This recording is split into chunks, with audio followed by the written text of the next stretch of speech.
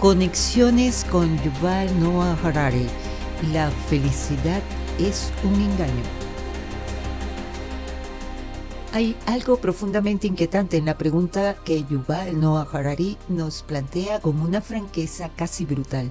¿Somos más felices que nuestros ancestros? Y más inquietante aún es la respuesta que él sugiere. Probablemente no. Pensemos en eso por un momento. Vivimos en una época donde tenemos acceso a una medicina que habría parecido milagrosa apenas un siglo. Podemos comunicarnos instantáneamente con alguien al otro lado del planeta. Tenemos comida abundante, refugio, entretenimiento infinito al alcance de nuestros dedos. Y sin embargo, las tasas de depresión, ansiedad y vacío existencial parecen crecer en proporción directa a nuestro progreso tecnológico. ¿Qué está pasando aquí? Harari nos invita a mirar hacia atrás, muy atrás, a la revolución agrícola. Ese momento hace unos 12.000 años que la historia tradicional nos vende como el gran salto adelante de la humanidad. Dejamos de ser cazadores-recolectores nómadas y nos convertimos en agricultores sedentarios. Construimos ciudades, desarrollamos la escritura, creamos civilizaciones, el progreso, ¿verdad? Pero Harari tiene el valor de llamar a eso lo que realmente fue, el mayor fraude de la historia. Y no lo dice con ligereza, porque si miramos los datos antropológicos, los esqueletos, las evidencias arqueológicas, descubrimos algo perturbador. Los cazadores-recolectores trabajaban menos horas que nosotros, tenían una dieta más variada y nutritiva, sufrían menos enfermedades, sus comunidades eran más igualitarias y cuando llegó la agricultura, las personas se volvieron más pequeñas, más enfermas, más sometidas a jerarquías opresivas. Entonces, ¿por qué lo hicimos? Aquí está el engaño fundamental. La agricultura no hizo felices a los individuos, pero permitió que hubiera más individuos. El trigo, como dice Harari provocativamente, nos domesticó a nosotros, no al revés. Sacrificamos nuestra calidad de vida por cantidad de vida y una vez que diste ese paso, una vez que tu tribu creció de 50 a 500 personas, dependiendo de esos campos de trigo, no podías volver atrás. Estabas atrapado. Este patrón se repite una y otra vez en la historia humana. Cada revolución tecnológica, cada avance nos promete felicidad y nos entrega algo completamente distinto. Más complejidad, más personas, más poder para algunos, pero no necesariamente más bienestar subjetivo para el individuo promedio. La revolución industrial es otro ejemplo perfecto. Nos prometió liberarnos del trabajo agotador y en cierto sentido lo hizo, pero ¿qué obtuvimos a cambio? Jornadas de 14 horas en fábricas contaminadas, la destrucción de comunidades tradicionales, la alienación del trabajador respecto al producto de su trabajo. No es que los trabajadores fueran más pobres en términos materiales necesariamente, es que se habían convertido en engranajes de una máquina que no controlaban y cuyos frutos apenas probaban. Pero aquí es donde Harari se vuelve verdaderamente incómodo, donde sus análisis cortan hasta el hueso de nuestra condición, porque él sugiere que el problema no es solo histórico o social, el problema está en la naturaleza misma de la felicidad, es en cómo está construida nuestra psicología evolutiva. Verán, la evolución no nos diseñó para ser felices, nos diseñó para sobrevivir y reproducirnos. La felicidad desde una perspectiva evolutiva es simplemente una herramienta, un incentivo químico temporal que nos motiva a hacer cosas que aumentan nuestra posibilidad de supervivencia. ¿Conseguiste comida? Pequeña dosis de placer. ¿Encontraste pareja? Gran dosis de placer. Pero estos placeres son, por diseño, fugaces. Porque si fuéramos permanentemente felices, no tendríamos motivación para seguir buscando, luchando, mejorando. Un cazador-recolector satisfecho permanentemente es un cazador-recolector muerto. Así que la evolución nos atrapó en lo que los budistas llamaron hace milenios la rueda del sufrimiento. Un ciclo interminable de deseo, satisfacción temporal y nuevo deseo. Esto explica algo que todos hemos experimentado pero que rara vez nos detenemos a analizar, la adaptación hedónica. Conseguiste ese trabajo que tanto querías, compraste esa casa, encontraste esa pareja y Por unas semanas o meses te sientes en la cima del mundo, pero inevitablemente, gradualmente vuelves a tu punto de referencia emocional. La felicidad se evapora y empiezas a desear la siguiente cosa. Los estudios sobre ganadores de lotería son fascinantes en este sentido. Un año después de ganar millones de dólares, la mayoría reporta niveles de felicidad similares a antes de ganar. Algunos incluso están peor porque ahora tienen nuevas preocupaciones, nuevas expectativas, nuevos deseos que antes ni siquiera imaginaban. Y aquí llegamos a la gran ilusión de nuestra era. La idea de que la felicidad es un destino alcanzable, un estado permanente que lograremos si tan solo encontramos la combinación correcta de circunstancias externas.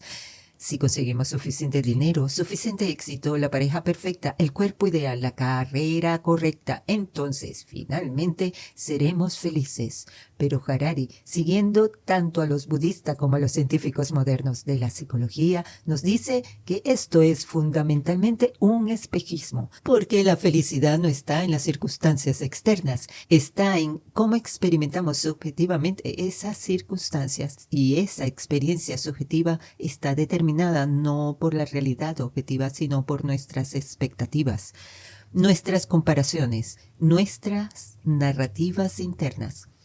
Un campesino medieval podía ser genuinamente feliz con una cosecha decente y una familia saludable, no porque su vida fuera objetivamente mejor que la nuestra, sino porque sus expectativas estaban calibradas a su realidad. No se comparaba con millonarios en Instagram, no había internalizado la narrativa de que debería estar constantemente viviendo su mejor vida, simplemente vivía. Nosotros, en cambio, vivimos bombardeados por imágenes de vidas perfectas, cuerpos perfectos, relaciones perfectas. La publicidad ha perfeccionado el arte de hacernos sentir inadecuados, de crear necesidades que no sabíamos que teníamos. Las redes sociales nos muestran versiones curadas y editadas de las vidas de otros, invitándonos a la comparación constante. Y esta es la trampa perfecta. Mientras más tenemos, más vemos lo que nos falta. Harari señala algo brillante. El capitalismo de consumo necesita que seamos infelices. Si estuviéramos genuinamente satisfechos, dejaríamos de comprar. Así que el sistema económico, que ha creado más abundancia material que ningún otro en la historia humana, está estructuralmente diseñado para mantener el deseo siempre un paso adelante de la satisfacción. Es un acto de equilibrio diabólico. Darnos suficiente para mantenernos enganchados, pero nunca suficiente para que dejemos de desear más. Y ahora, mirando hacia el futuro que Harari explora en Homo Deus, nos enfrentamos a posibilidades aún más inquietantes, porque la tecnología está a punto de darnos la capacidad de hackear la felicidad directamente. Ya tenemos antidepresivos, ansiolíticos, estimulantes, pero estamos al borde de intervenciones mucho más profundas. Edición genética, implantes cerebrales, drogas de diseñador que podrían, teóricamente, mantenernos en un estado de euforia permanente. Pero ¿es eso lo que realmente queremos? Una felicidad artificial desconectada de cualquier logro o significado real.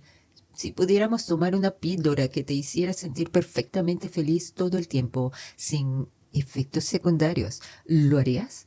Muchos dicen que sí inmediatamente, pero cuando reflexionas más profundamente surge una incomodidad, porque intuimos que hay algo importante en la conexión entre la felicidad y la realidad, entre el placer y el logro genuino. Harari nos recuerda el experimento mental del filósofo Robert Nozick, la máquina de experiencias. Imagina que puedes conectarte a una máquina que te hace vivir cualquier experiencia que desees, perfectamente realista desde tu perspectiva subjetiva. Podrías vivir como un héroe conquistador, como un artista aclamado, como el amante más deseado, y estarías perfectamente feliz.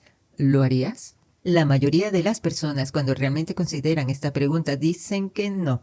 Y esto revela algo profundo. No solo queremos sentirnos felices, queremos que nuestra felicidad esté conectada a algo real, a algo que importe más allá de nuestras sensaciones objetivas. Entonces, ¿qué nos dice todo esto?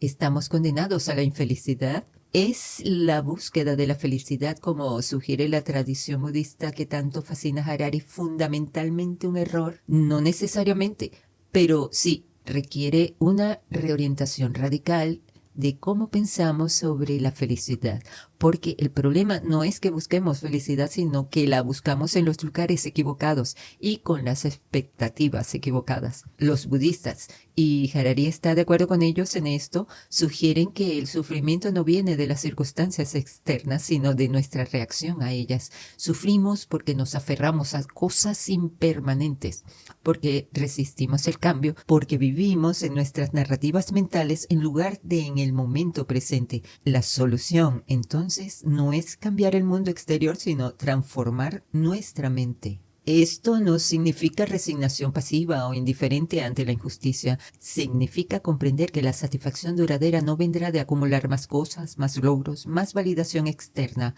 Vendrá, si acaso puede venir, de una comprensión más profunda de nuestra propia mente y de las narrativas que construimos sobre nosotros mismos y el mundo. Harari nos confronta con una verdad incómoda. La historia no es una narrativa de progreso hacia la felicidad. Es una historia de creciente complejidad, de mayor poder sobre nuestro entorno, de sistemas cada vez más elaborados. Pero más complejidad no significa más felicidad, y más poder no significa más sabiduría. Nuestros ancestros cazadores, recolectores, probablemente experimentaban momentos de profunda alegría y momentos de profundo sufrimiento, igual que nosotros. Tenían sus miedos, sus pérdidas, sus frustraciones, pero también tenían algo que hemos perdido: una integración más simple con su entorno, comunidades más estrechamente unidas, una vida menos dominada por expectativas imposibles de cumplir. No podemos ni debemos volver a ese mundo, pero podemos aprender de él. Podemos cuestionar la narrativa del progreso que asume automáticamente que más es mejor, que más rápido es mejor, que más nuevo es mejor. La lección más perturbadora y liberadora de Harari es esta: la felicidad es un engaño en el sentido de que nunca será lo que creemos que es. No es un destino al que llegamos, no es un premio que ganamos, no es un estado que podemos poseer permanentemente. Es, en el mejor de los casos, destellos fugaces de satisfacción en medio de la corriente de nuestra experiencia. Y quizás, solo quizás, la verdadera sabiduría no está en perseguir esos destellos cada vez más desesperadamente, sino en hacer las paces con su impermanencia, en encontrar significado no en ser felices, sino en vivir con propósito, con conexión, con conciencia, en comprender que somos animales evolutivamente diseñados para nunca estar completamente satisfechos y que eso no es un error a corregir, sino simplemente la condición humana a aceptar. El engaño de la felicidad no es que no exista, es que creemos que debería ser permanente, que deberíamos poder capturarla y conservarla, pero la vida no funciona así. Nunca lo ha hecho, y reconocer esto paradójicamente puede ser el primer paso hacia una forma más profunda y duradera de paz interior. Porque al final, quizás la pregunta no es cómo ser felices, sino cómo vivir bien a pesar de saber que la felicidad permanente es imposible. Esa es la pregunta que Harari nos deja incómoda y necesaria, resonando en nuestra mente. Si has soportado estos minutos en mi compañía, puedes hacérmelo saber a través de un me gusta, suscríbete y comenta. Gracias, muchas gracias por estar allí, y será hasta nuestras próximas conexiones.